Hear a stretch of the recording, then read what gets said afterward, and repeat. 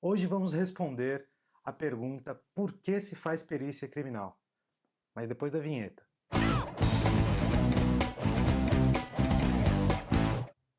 Por que se faz perícia criminal?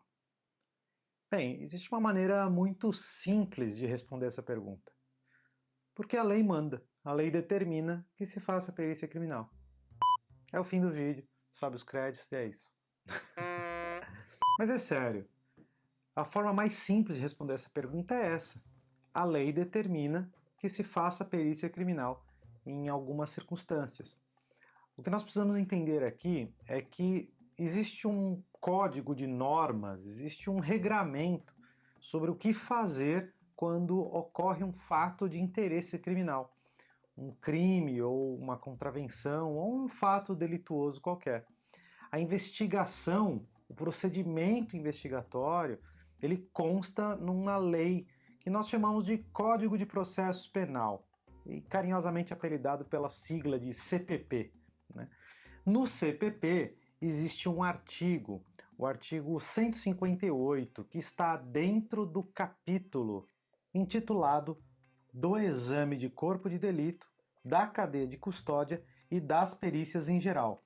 Isso depois da Lei 13.964 de 2019, que é o pacote anticrime, né, que entrou em vigor em dezembro de 2019.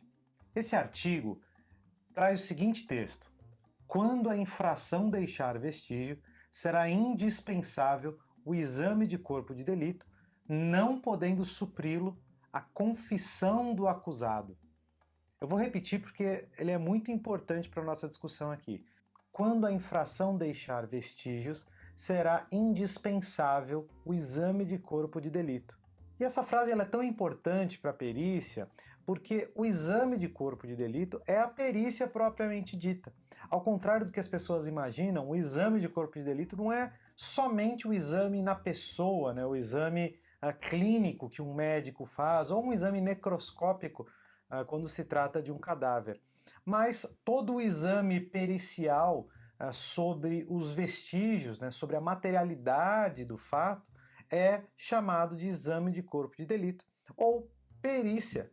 No nosso caso, como nós estamos lidando com a área criminal, de perícia criminal. O que equivale a dizer que toda infração, né, todo fato que deixar qualquer objeto que a ele se relacione, a perícia ela é indispensável.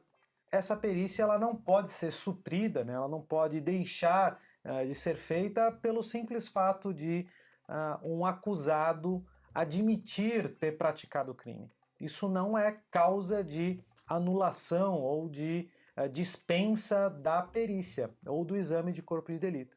Inclusive, o próprio Código de Processo Penal, ele traz um dos motivos de nulidade a falta da perícia, a falta do exame de corpo de delito quando existirem os vestígios. Isso está lá no artigo 564 do Código de Processo, elencado entre outros motivos de nulidade processual. Quer dizer que o processo criminal ele pode ser anulado se não tiver perícia no momento em que existe o vestígio. E o próprio código ele traz um conceito de vestígio, que é uma inovação também dessa última atualização agora de dezembro de 2019.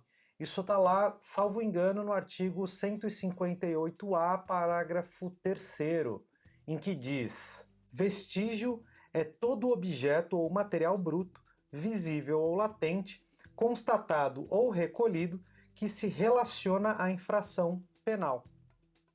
Agora, claro que nós estamos resumindo bastante aqui nessa nossa colocação de que se faz perícia porque a lei manda.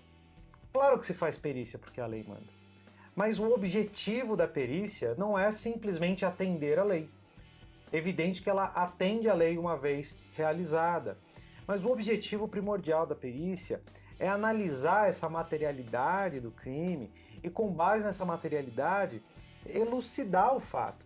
Elucidar o fato diante de exames periciais, de conhecimento científico e assim por diante.